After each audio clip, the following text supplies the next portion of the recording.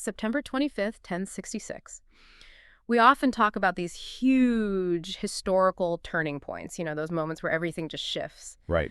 But history rarely gives you a single day that feels like a definitive final curtain. No, it's usually a process, a slow burn. Exactly. Yet this date, September 25th, it comes astonishingly close to being exactly that. It feels like the true dramatic end of the Viking Age. It really is. It's the day the whole experiment of aggressive Norse expansion just stops being viable. It's a climax. It is. It's the climax of 1,000 years of history, and it's all decided at this small, pretty unassuming river crossing in Yorkshire called Stamford Bridge. Okay, let's start the analysis right there then. On the banks of the River Derwent, we've got Harald Hardrada, the Norwegian king. He's often called the last great Viking warrior. Yeah, for good reason. He's leading this massive invasion force. I mean, the largest England had seen in generations. We're talking about a huge armada, maybe 300 ships. And what, 10,000 men? At least 10,000 seasoned warriors, yeah. And the critical thing to remember is they weren't just landing, they were winning. Right. This wasn't some failed raid. Not at all. Just 5 days before, on September 20th, they had fought and, frankly, utterly crushed the English regional forces at the Battle of Fulford Gate. So the northern armies of England were basically gone. Wiped out. And the city of York, which was the key northern capital, had submitted. They'd agreed to hand over hostages, supplies, everything. So in Hardrada's mind, the north is basically conquered. Functionally, yes. The job is done. And this is where we get to the truly stunning fact. The detail that just speaks to the absolute desperation of the English defense. The English king, Harald Godwinson, he'd been down south. Right, waiting for a completely different invasion. Waiting for William of Normandy. So when he gets the news of what's happened up north, he does something that, well, it's a staggering feat of medieval logistics. It's almost unbelievable. He force marches his army, and we're talking about his elite royal bodyguards, the Huscarls, and whatever local troops he could gather. And marches them 190 miles. In just 4 days. I mean, you have to just stop and think about what that means. You really do. They're carrying medieval armor, supplies, weapons. They're moving at a speed that, modern armies on paved roads would struggle with. It was a move designed for one thing. Total, absolute shock. He was betting everything on the enemy's complacency. And it worked. It worked perfectly. The sudden appearance of the English army outside York caught the celebrating, largely unarmored Norwegians completely off guard at Stamford Bridge. The battle that follows is a complete rout. Right. And it's really decided by one single event. The death of the leader. Harald Hardrada, the man who had fought from the Arctic Circle all the way to the Mediterranean, he falls there. Struck by an arrow, right through the throat. And his death wasn't just the death of a king, it felt like a symbolic final blow. It was the end of an ethos. Hardrada embodied that old Viking ideal of the pirate king, of relentless, violent expansion. And when he fell, that spirit, the spirit of the raiding age, was just extinguished. But history loves a good, bitter twist, and 1066 is just loaded with them. It's the year of ironies. So Hardrada is dead, the Norwegian threat is gone. But just 3 weeks later, William the Conqueror lands in the south. And William, of course, was the great-great-great-grandson of Rollo. The Viking who founded Normandy. Exactly. And that is the ultimate irony of 1066. The purest embodiment of the old Viking Age falls, closing the door on that era forever. But the new ruler of England, the one who would completely restructure the country, was himself a descendant of the Norse. So the Vikings won England after all. They just took a 150-year detour through France to do it. Vikings defeating Vikings defeating Vikings. It's incredible. So our mission today is really twofold. First, we need to understand the astonishing, truly global epic that was the life of Harald Hardrada. The man who almost reset history. And then we'll trace the deep, unkillable legacy of the Norsemen on everything. Our language, our politics, our imagination. And to really appreciate the scale of that collapse at Stamford Bridge, you have to appreciate the scale of the man himself. I mean, we are talking about a biography that sounds completely impossible. A fugitive who becomes a Byzantine general and then a Scandinavian king. It's the stuff of sagas, literally. Okay, let's start the analysis there. Let's trace the origin of this man who became known as the Hard Ruler, Harald Sigurdsson. He was born around 1015, a minor Norwegian prince, but he comes into the world during a really intense period of change. Oh, it's chaos, especially in Norway. His older half-brother, a man named Olaf Haraldsson, was trying to unify the country under a single crown. And crucially, trying to force it to become Christian. Yes, and he was hard about it. He was ruthless in seizing lands from the local pagan earls, converting them, often very violently. And all that instability, it creates a power vacuum. Which is filled by Cnut the Great. Expertly filled. Cnut already ruled this powerful North Sea empire, which included England and Denmark. He sees the chaos in Norway as an opportunity, and he drives Olaf out. And that sets the stage for Harald's, well, his baptism by fire. Which brings us to 1030 and the Battle of Stiklestad. This is the definitive moment, not just for Norway, but for Harald personally. Olaf comes back to try and reclaim his throne. And it's a disaster. A complete disaster. Olaf is killed, though he later becomes Saint Olaf, Norway's patron saint. But the critical detail for our story is that young Harald was there. He was. He's only 15 years old, but he's fighting right there alongside his brother's doomed army. He gets badly wounded, but he manages to escape the battlefield. So at 15, he witnesses the catastrophic end of his family's power. It's not just a political defeat for him. It's a deep personal trauma that is going to define his entire path forward. He's a prince, but now he's a fugitive, hunted. Hunted by Cnut's forces. He has to flee Norway. And he does what many Vikings did. He goes east. He follows the trade rivers, eventually seeking refuge in the court of the powerful Rus prince, Yaroslav the Wise, in Kiev. And that journey to Kiev is so important, isn't it? It shows that the Viking world wasn't just Scandinavia. Not at all. It was more of a network of trade, allegiance, and warrior culture that stretched deep into Eastern Europe. So Harald serves Yaroslav as a warrior for a few years, building his reputation. What kind of fighting would he have been doing there? He was likely fighting nomadic tribes, people like the Pechenegs, on the borders of the growing Rus lands. He was proving his military value. But the sagas suggest he was restless. Kiev wasn't the end goal for him. No, it was a stepping stone. He was looking for the biggest stage, the greatest wealth, and the most intense fighting experience possible. Which naturally leads him to one place. Constantinople, or as the Norse called it, Miklagard, the great city. And around 1034, he joins the legendary Varangian Guard. This is really the peak of his career as the ultimate mercenary. And the Varangian Guard wasn't just any military unit. It was the elite shock troop and the personal bodyguard of the Byzantine emperor himself. And they were mostly Norsemen. Almost exclusively. Norsemen from Scandinavia and the Rus lands, renowned for their size, their ferocity, and of course their massive Dane axes. To get in, you had to be a warrior of proven, extraordinary caliber. And the sagas make a big deal about Harald's physical presence. They do. They describe him as being nearly 7 feet tall, powerfully built. Just an imposing figure. So it's no surprise he rises through the ranks very quickly, gaining the Byzantine name Aroltes. So for the next decade, he is, as you said, the Viking Odysseus. He's not just fighting minor skirmishes. No. He is engaged in major campaigns that are defining the entire geopolitical landscape of the Mediterranean. I mean, if you just picture the map of where he served, it's mind-boggling. So lay that out for us. Where exactly does a Norwegian prince end up fighting for the Byzantine emperor? Everywhere. He's part of the great Byzantine attempt to reconquer Sicily from the Arabs, which was a brutal multi-year campaign. He fought across Anatolia and the Middle East against local rebels. He fights in Bulgaria, helping to suppress a major revolt. There's even a suggestion he might have gone to Jerusalem. There is, possibly as a pilgrim warrior, a sort of Viking crusader, before the Crusades were even a thing. So he's experiencing all these different climates, different kinds of warfare, naval combat, siege warfare, desert combat. And he's doing it all under the gaze of the world's most sophisticated, most centralized empire. This is a totally different education from just coastal raiding. It must have changed him fundamentally. It did. He's not just learning how to fight. He's learning how to command massive, disciplined, multi-ethnic forces. He's learning about bureaucratic statecraft, diplomacy. But let's be honest, the most immediate benefit of serving the Varangians was the money. Without question, the acquisition of wealth. This is the material foundation of his entire future kingship. So how were they paid? They were paid very handsomely by the emperor, often in gold. But they were also entitled to a huge share of the plunder, the polluta, from any successful campaign. It was a right enshrined in tradition. And Harald, being a top commander, took full advantage. The sagas are pretty explicit about this. They say he shipped enormous quantities of gold, jewels, silks back to Yaroslav in Kiev for safekeeping. He was basically building his own sovereign wealth fund. And that wealth was his ultimate security. Exactly.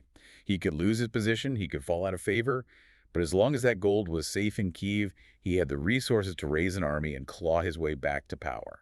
But success and wealth, especially in a place like Constantinople, that eventually breeds danger. It's a political snake pit.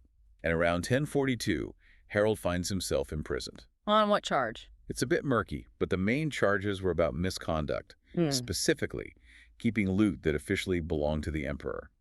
But there was almost certainly political intrigue involved as well. Harold might have just backed the wrong faction at the wrong time. So he goes from the emperor's most trusted guard to a prisoner in a dungeon. Peak drama. And the sagas describe this incredible dramatic escape. He was supposedly aided by a noblewoman who had fallen in love with him. Seriously? That's the story. He and a core group of his most loyal Varangians managed to break out, seize a ship, and escape the city through the Bosporus. So he flees, but not as a defeated man. He's rich, he's hardened, and he still has a loyal following. He goes straight back to Kiev, retrieves his fortune, and then solidifies his position by marrying Yaroslav's daughter, Elizabeth. So his time in the East is effectively over. He has the two things a king needs. Unparalleled military experience and legendary wealth. And now he looks west, back to Norway. Which was currently ruled by his nephew, Magnus the Good. But he doesn't immediately invade, which is interesting. He negotiates. A power-sharing arrangement in 1046. A very uneasy compromise to rule Norway jointly, probably to avoid a civil war that would just drain both of their resources. How did that work? It was tense.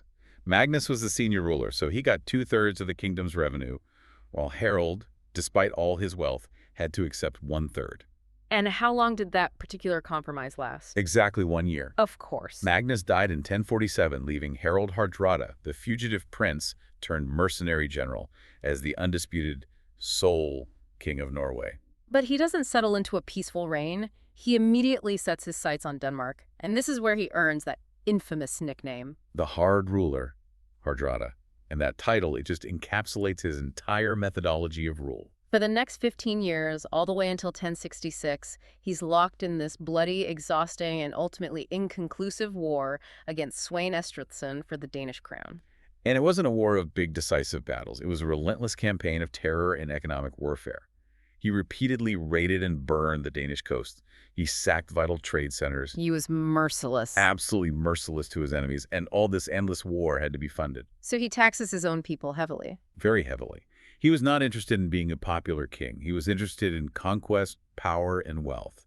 He was the quintessential warrior king, defined by violence and this unquenched ambition. And it was that unquenched ambition that finally drove him to England in 1066. So the stage for the crisis of 1066 was set, as it so often is, by the death of a king without a clear, unchallenged heir. Edward the Confessor. His death created this political vacuum that just sucked in every ambitious ruler in the North Sea world. It was the ultimate prize, wasn't it? England was the wealthiest, most stable kingdom in Northern Europe. Oh, absolutely. Whoever held the English throne could basically dictate the geopolitics for the entire region. And for Hardrada, this was the culmination of his life's mission. So let's look closely at the claims, because they reveal the messy dynastic logic of the time. First, Harald Hardrada's claim. We tend to dismiss it as pretty flimsy. Legally it was.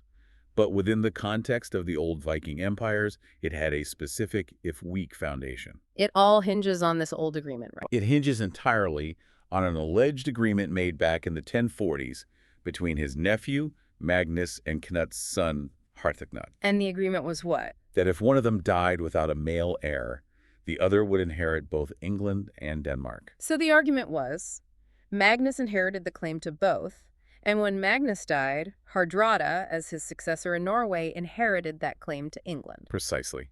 It was a weak legal excuse used to justify raw military force. Hardrada's real claim wasn't written on parchment. It was carved onto the hulls of his 300 longships. Okay, so that's claim number one. Then we have Harald Godwinson, the local favorite. The man on the spot. He had deep roots in the English establishment. He was the most powerful earl, and he was brother-in-law to the late king. And his claim rested on political reality. Reality and tradition. He had the full backing of the Witnejmat, the Council of English Nobles, and crucially, he was supposedly named a successor by Edward the Confessor on his deathbed. And he was crowned immediately, which gave him that established local legitimacy. Right. Possession is 9/10 of the law. And finally, the continental threat.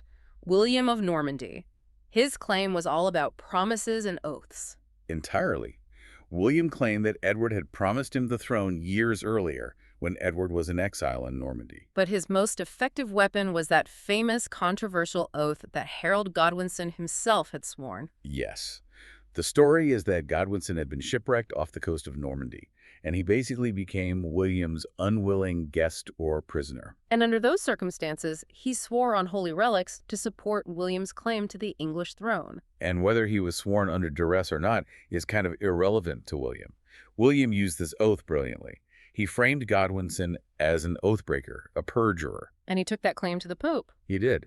And the Pope granted him a papal banner for the invasion. This completely reframed the whole thing. It wasn't just a land grab anymore. It was a righteous Christian crusade against a usurper. Which gave William immense psychological leverage and, just as importantly, recruitment power. So Godwinson spends the whole spring and summer of 1066 preparing for the Norman invasion in the south. Patrolling the English Channel, waiting. And this is the strategic setup that gives Hardrada his opening. Because William's crossing is delayed. Repeatedly delayed by unfavorable northerly winds, which are common in the Channel that time of year. And this long, frustrating delay forces Godwinson's hand. Because the English military system, the ferreted, you couldn't keep those local levies mobilized forever. Exactly. These men were farmers. By early September, they had to be disbanded to go home for the harvest. The army's supplies were gone. The defensive posture had weakened. It was the moment of maximum vulnerability in the south. And that's precisely when the winds shift in the North Sea, but not for William. No. They shifted for Harald Hardrada, allowing his great Viking fleet to sail completely unimpeded toward northern England. It was just perfectly timed. The sight of 300 long ships sailing into the Humber estuary must have been absolutely terrifying. A throwback to the days of Cnut and the great Viking armies. And Hardrada wasn't alone. He had a guide, an insider. He did. Tostig Godwinson, Harold's own estranged and vengeful brother. Tostig had been stripped of his earldom of Northumbria, and he wanted retribution.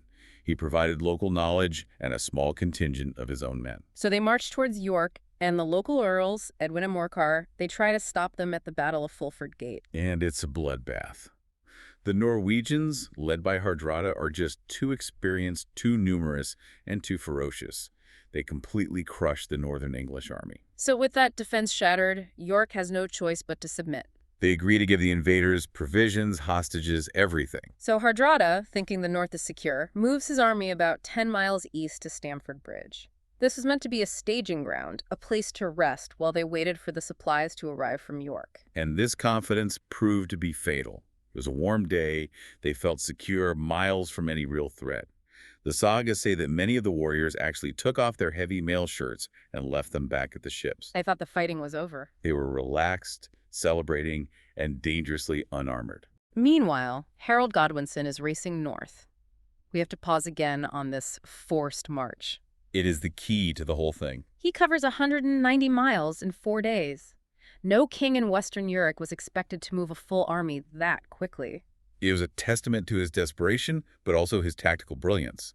The speed meant the English army just appeared outside York on September 25th, completely unannounced. Hardrada's scouts were totally ineffective. The Norwegians were caught completely flat-footed. The sagas paint this incredible picture of chaos. Hardrada is just baffled. He initially assumes it's friendly forces, not the king himself. And as the English army arrives at the bridge, there's this brief, famous moment of negotiation. English heralds ride forward, and they call out to Tostig, offering him his earldom back if he'll abandon the Norwegians. And Tostig asks what will be offered to his ally, King Harold. And the response from the English herald is one of history's great wartime insults. Oh, was it? He says Harald Hardrada will be offered 7 feet of English ground, or as much more as he needs, as he is taller than most men. A grave plot. A simple, brutal promise of a grave plot. And that ended negotiations instantly. So Hardrada sends frantic messages back to the ships, telling the men with the armor to run to the battle. But they're miles away. They'll arrive late and exhausted. Hardrada has to fight right now with what he has. And the battle starts right at the bridge itself, this narrow choke point over the River Derwent. And this is where the legend of the single Norwegian warrior comes from. It's an incredible story. According to the Anglo-Saxon Chronicle, one lone Norwegian, probably a huge man with a battle axe, held the entire English army at the bridge. By himself? All by himself. The English could not get across that narrow span.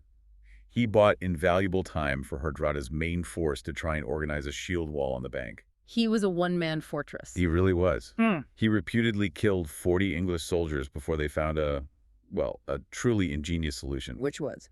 They floated a soldier in a boat or a barrel underneath the bridge, who then stabbed the warrior from below with a spear where he was unprotected.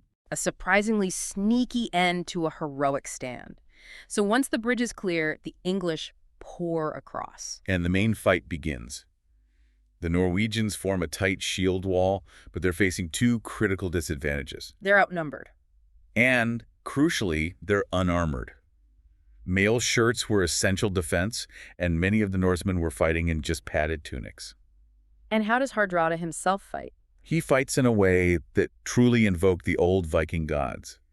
The sagas say he went into a state of berserker gang, a battle fury wielding his sword two-handed without a shield, just tearing into the English line. He's trying to rally them through sheer personal violence. He is, but personal ferocity can't overcome strategic and material advantage. And the blow that ended the invasion was swift and devastating. The arrow. An arrow found its mark. It struck Harald Hardrada in the throat. He was killed almost instantly. And with his death, the Norwegian defense just collapses. Tostig is cut down trying to rally the shattered line. And then those exhausted reinforcements, the ones who had run miles in full armor from the ships. They arrived just in time to be slaughtered. Cut to pieces. The annihilation was total. And the scale of the defeat is probably the most visceral metric. How many ships did he bring? He brought 300 ships, with maybe 10,000 men. And how many were needed to take the survivors home? Only 24. They carried the survivors, led by Hardrada's son Olaf, back home after they swore an oath never to attack England again. The end of the raiding age. Definitive and soaked in blood. The last great Viking army had been destroyed. But the story of 1066 is a triptych, and we're only two-thirds of the way through.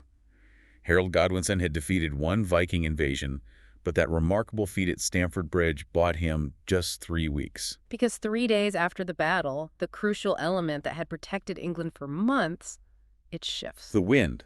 The wind finally turns southerly, allowing William of Normandy to cross the channel. He lands at Pevensey on September 28. And this is where the big strategic debate begins. Should Godwinson have waited? Militarily, yes. His army was severely depleted, exhausted from marching north, fighting a brutal battle, and now having to march all the way south again. They needed time to rest, resupply, and gather new levies from the south. The smart move would have been to wait in London behind fortifications and force William into a costly siege. But politically, he was cornered. William wasn't just waiting around. He was actively ravaging Harold's ancestral lands in Sussex. He was destroying the property of the Godwinson family. Deliberately. The political pressure on Harold to defend his own people, his own honor, it just outweighed the military necessity of rest. He had to march south immediately. Another grueling march for an already spent army. And on October 14, 1066, they meet William's forces near Hastings. And this time, the English do not have the advantage of surprise or fresh legs. And they're facing a completely different kind of warfare. Right. Harold's army was very traditional Anglo-Saxon. It was all about the infantry. Superior heavy infantry, yes. The Huscarls forming that almost unbreakable shield wall on the high ground, using their devastating battle axes. But William's army was the cutting edge of continental military technology. It was a combined arms force. That's the critical difference. He had infantry, a crucial group of archers, and the elite game-changing element. Heavy mounted knights, cavalry. Something the English just didn't have. And they fought differently. The Anglo-Saxons fought defensively, relying on the shield wall's resilience. The Normans fought flexibly, using the speed and shock power of that cavalry. And the English shield wall held for hours. It did. Wave after wave of Norman attacks were repelled. It was an incredible test of endurance. So what was the breakthrough? It came through either luck or, more likely, a calculated and highly disciplined tactic. The feigned retreat. Explain what that is. A feigned retreat is when cavalry pretends to break and flee in chaos. The English fired, who were often less disciplined than the elite Huscarls, saw what they thought was an opportunity to pursue a fleeing enemy. So they break rank and rush down the hill. Exactly. And once they leave the protective structure of the shield wall on the high ground, the Norman cavalry wheels around and cuts them off. So the shield wall starts to disintegrate. It thins out, breaches appear, and the Norman cavalry can finally exploit the gaps. The end came late in the day when Harold himself was killed. And that's the famous arrow in the eye from the Bayeux Tapestry. Yes. Although historians debate whether that's literally Harold or just symbolic. But either way, The sources agree he was cut down by Norman knights. With him dead, the English resistance collapsed. And William was crowned on Christmas Day, 1066, cementing the Norman Conquest. Which brings us back to that Viking twist. William wasn't just a conqueror. He was a descendant of the Vikings. He was the great-great-great-great-son of Rollo, the Viking who sailed up the Seine in 911 and was granted the land that became Normandy, the land of the Northmen. And the Normans had spent a century and a half integrating. They'd become French. They adopted Christianity, French language, feudal structures, but they kept that martial drive and administrative skill of their Norse ancestors. So the Viking mentality didn't disappear, it just evolved. It evolved into an administrative, castle-building, highly bureaucratic conquering machine. Hardrada represented the old-school raiding ethos. William represented the successful, adaptable, institutionalized Viking descendant. And this conquest had a transformative, irreversible impact on the English language that we still speak today. Oh, absolutely. The entire ruling class, the court, the nobility, the church, now spoke French for centuries, while the conquered people continued to speak Old English, a Germanic language that was already heavily mixed with Norse. So when these two languages finally merged, you end up with this dramatic split in our vocabulary. You can trace it directly. The first Viking wave, from the Danelaw, gave us these common, functional, everyday words. Words like sky, knife, take, husband, and even the pronoun they. But the second wave, the Norman French one, gave us the vocabulary of power. Exactly. Words like justice, royal, parliament, court, even the food we eat. The animal in the field has the Germanic name cow, sheep, pig, but the meat on the noble's table has the French name beef, mutton, pork. That's a profound legacy. But there's a deeper insight here, often missed, about how Viking contact also changed the structure of Old English. That is the crucial nugget. The contact with Norse speakers in the Danelaw forced both groups to simplify how they talked to each other. Old English had a really complex system of noun and verb endings. And when you're a Norse trader trying to talk to an Anglo-Saxon farmer, you drop those complex endings for the sake of clarity. Precisely. And that simplification, driven by Viking interaction, started English down the path to becoming the language it is today, one that relies on word order rather than complex endings. So the Norsemen didn't just give us words, they changed the way we build our sentences. That legacy is baked into our grammar. So we've established that the Viking Age, as an age of raiding, died at Stamford Bridge. But we need to look at the bigger picture. Yeah. Why was the age destined to end anyway, even if Hardrada had won? The simplest answer is that the targets got tougher. The external conditions just changed. They absolutely hardened. I mean, look at post-conquest England under William. It was a terrifyingly efficient, centralized feudal state. With castles everywhere. Exactly. The Motte and Bailey castle system meant there were fortified strong points all across the landscape. The days of raiding a monastery and disappearing were over. Now you're facing a standing army of knights and a network of local castles. The window of opportunity closed. A raid was no longer quick money. It was now a costly siege. And this change was happening inside Scandinavia as well. The kings of Denmark, Norway, and Sweden were consolidating their power.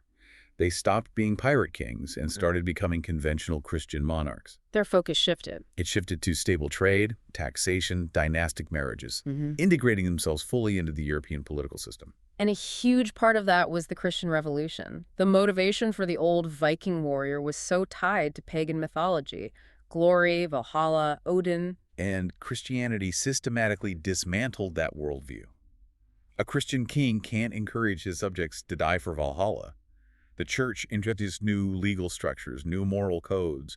The whole cultural framework of the warrior was fundamentally altered. So the Viking energy wasn't extinguished, it was just redirected. Redirected into long-distance trade, into internal political consolidation. So what happened to all the big settlements the Vikings had established across the world once the home kingdom stopped sending fresh waves of warriors? Their fates varied widely. The Normans, as we said, became the most successful conquering elite in Europe. The Danelaw was absorbed into England. The Norse towns in Ireland, like Dublin, became increasingly Irish. And then there's the most haunting fate of all, the Greenland settlements. It's a profound historical mystery. These communities were founded by Eric the Red around 985 AD, and they lasted for 4 centuries. An astonishing feat of persistence. And then they just vanished. The last recorded event we have is a church wedding in 1408. After that, silence. The entire civilization disappeared sometime in the 15th century. What do we think happened? What combination of pressures finally overwhelmed them? Well, we can trace several critical factors. The first is climate. The Norse arrived during the medieval warm period, which let them raise livestock. But starting around 1300, the climate shifted drastically into the Little Ice Age. So it got colder. A drop of just 1 to 2 degrees Celsius on average, which doesn't sound like much, but at the absolute edge of survival, it's the difference between your livestock surviving the winter and total starvation. And their economic link to Europe collapsed as well. Yes. They relied on trade with Norway for essentials like iron and lumber, and they paid for this mostly with walrus ivory. But in the 14th century, African elephant ivory flooded the European market, devaluing the walrus tusks the Greenlanders relied on. The trade ships just stopped coming. So they were cut off. Cut off from their technological lifeline. And then there was demographic pressure from the extending Thule people, the ancestors of the modern Inuit. Who were much better adapted to the Arctic climate. Far better adapted. They specialized in marine hunting. The Norse, who stuck to their European farming traditions, found themselves increasingly unable to compete for resources like seals and whales. And we can see this desperation in the archaeology, can't we? In their diet. We can. Studies of their remains show a dramatic shift away from farm animals and toward marine food, so they were trying to adapt, but not successfully enough. When Europeans returned centuries later, the ruins were intact. It seems the society just faded away into a long, slow extinction from disease, famine, and resource depletion. It's a tragic reminder of how fragile civilizations can be. What about the Rus Vikings in the East? The Rus followed the path of total assimilation. They laid the groundwork for the Russian state. But by the 11th century, they had fully merged with the Slavic population, adopted Orthodox Christianity, and were culturally Slavic. The Rurikid dynasty they founded lasted for centuries, but the Viking identity was completely gone. So they were the political catalysts who changed the structure of Europe, and then they just melted into the new structures they had created. The longships vanished, the raiding stopped, but their influence on the modern world is truly unkillable. We find them in our politics, our maps, and our imagination. Let's start with political structures. Beyond the Normans shaping English and European law, there's one political relic that is a direct, pure line to the Viking Age. The Icelandic Althing. Founded in 930 AD, it is the oldest continuous parliament in the world. It was a direct evolution of the Viking assemblies, the things where free men gathered to make laws and settle disputes. It's amazing that a tradition of early democracy, dating back to the height of the Viking Age, still governs a modern nation. It speaks to the complexity of Viking society. They weren't just chaotic raiders, they were practical administrators who understood the need for law and order, at least among themselves. And we keep coming back to language and geography, the marks they left on the map of the British Isles. Oh, the traces are profound, especially in the Old Danelaw. If you travel across Yorkshire or Lincolnshire today, you're walking a map of Scandinavian place names. So give us some examples. What should you look for? Look for any name ending in by, which means farm or settlement, so Derby, Grimsby, Whitby. Or names ending in thorpe, meaning village, like Scunthorpe, or Thwaite, which is a clearing. These names show you exactly where Norse settlers replaced or merged with existing Anglo-Saxon communities. It's like a geographical DNA test. And speaking of DNA, the physical legacy is substantial. Absolutely. Modern genetic studies show significant Scandinavian ancestry across the British Isles, far higher than we used to think. The concentration is highest in places like the Orkney Islands, Scotland, and eastern and northern England. So they didn't just raid, they settled, farmed, and intermarried. They left a permanent genetic footprint. They did. But perhaps the most enduring legacy is cultural, and it was preserved in the Icelandic sagas. These were the incredible literary achievements of the 12th and 13th centuries. Written down by Christian Icelanders who were preserving the historical memory and pagan mythology of the age before them? Yes, works like the Prose Edda and the Poetic Edda. These stories of Odin, Thor, and Ragnarok are really the foundation of Northern European mythology, right alongside the classical Greek and Roman myths. And their influence on modern literature and art is just undeniable. But let's dig into that. Why were the Romantics of the 18th and 19th centuries so obsessed with the Vikings? They've been largely forgotten for centuries. Well, the Romantics were driven by nationalism and this search for an authentic past. They were trying to find a pure, pre-Christian European identity that wasn't Roman or Greek. And the Norse myths provided exactly that. A vision of vigorous warriors connected to nature. Exactly. Embracing this fatalistic view of the universe, this idea of Ragnarok, and maintaining simple, heroic values, it was perfect for them. And Richard Wagner's monumental opera cycle, The Ring of the Nibelung, Is a direct product of that fascination. And for the modern imagination, the influence runs straight through J.R.R. Tolkien. He was a professor of Anglo-Saxon and Old Norse, and his entire Middle-earth is just saturated in this culture. beyond the obvious things like Gandalf and the dwarves having names from the Voluspa. The deeper influence is thematic. It's the concept of inevitable doom. The Norse were fatalists. They knew the world was destined to end in Ragnarok, but the hero fights anyway. That idea of courage in the face of certain defeat is central to Tolkien's heroes, like the Riders of Rohan. So their stories are still underpinning our modern fantasy worlds, but we still have to address the persistent myths, like the horned helmet. The horn helmet is the perfect example of a Romantic-era invention. There is absolutely zero archaeological evidence that Vikings ever wore horned helmets in battle. So where did it come from? It was invented in the 19th century, probably for stage costumes in Wagner's operas. It just looked dramatic, and it stuck in the public imagination. Real Vikings wore simple, effective conical iron caps. So myths aside, why are we so fascinated with Viking culture today? The TV shows, the games, it's huge. I think it's a mix of that romanticized warrior ethos and the sophisticated, surprising reality. People are drawn to the sheer adventure of it. The long ships sailing into the unknown, reaching North America centuries before Columbus.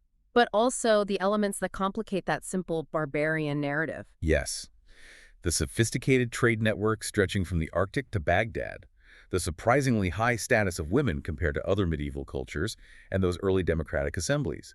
They represent a people who were both fiercely individualistic and highly practical. But we always have to maintain that complex truth. The innovation and exploration exists right alongside the immense brutality. Crucially, to understand the Vikings fully is to accept that paradox. They caused widespread slaving, the destruction of irreplaceable knowledge, and immense suffering. But that same energy, that same drive, also powered the greatest feats of exploration and commerce of the early Middle Ages. Their barbarity and their ingenuity are inseparable. So if we synthesize everything we've discussed, from the flight of a young Prince Hardrada to the collapse of Greenland, what's the final takeaway about the Vikings? They were one of the most dynamic, transformative peoples in history. In a really compressed period, about 270 years from Lindisfarne to Stamford Bridge, they exploded from isolated farmers into a global force. They created kingdoms, changed the genetic makeup of Britain, shaped legal systems. And fundamentally altered the English language. And the ultimate key to their longevity is that they didn't really disappear. They just achieved total successful assimilation. They merged into the civilizations they helped create.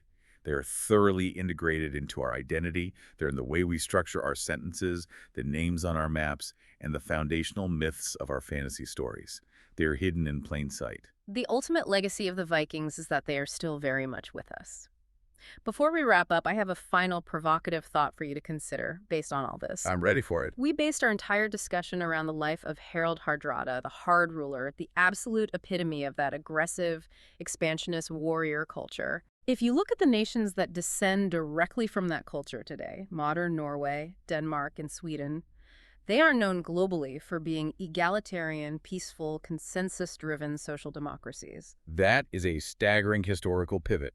To go from the most aggressive, feared warrior culture in the West to societies defined by social safety nets and global diplomacy. I mean, how remarkable is that journey? How fundamentally does a people's core values have to change in just 1,000 years to get from the violent, ambition-fueled world of Hardrada to the quiet stability of modern Scandinavia? That transition is perhaps their greatest, most successful act of cultural evolution. The aggression that powered the longships is now focused entirely on innovation, social structure, and peace. It's definitive proof that the legacies of history are constantly being redefined. Absolutely. The story is never truly over.